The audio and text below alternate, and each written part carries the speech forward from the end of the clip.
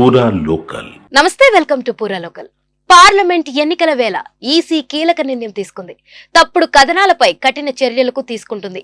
Social మీడియానే కాదు, electronic మీడియాలో తప్పుడు కథనాలు వచ్చినా అట్టే నోటీసులు ఇస్తుంది. లేనిది ఉన్నట్లు, ఉన్నది లేనట్లు ఈసీపై ప్రచారం చేస్తే తస్మత్ జాగ్రత్త అంటూ హెచ్చరిస్తుంది.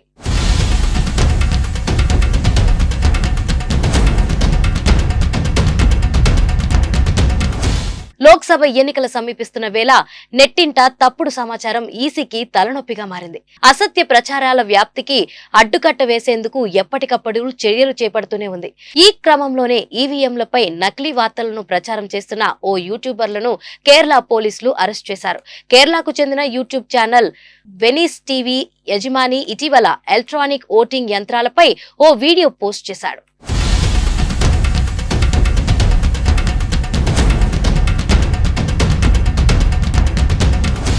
ఈవీఎంలతో మోసాలు జరుగుతున్నాయని, ఈసారి లోక్సభ ఎన్నికలను బ్యాలెట్ పేపర్లతో నిర్వహించాలని ప్రచారం చేశాడు.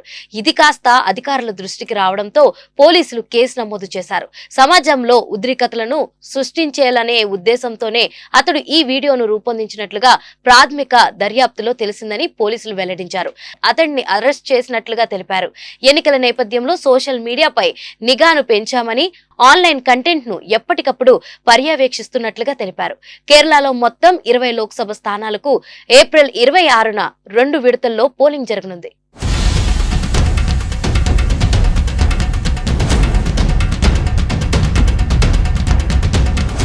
లోక్సభ ఎన్నికల్లో అసత్య సమాచారాన్ని వ్యాప్తిని అరికట్టడానికి ఎన్నికల commission with versus reality register పేరుతో ఓ వెబ్సైట్ ను రూపొందించింది.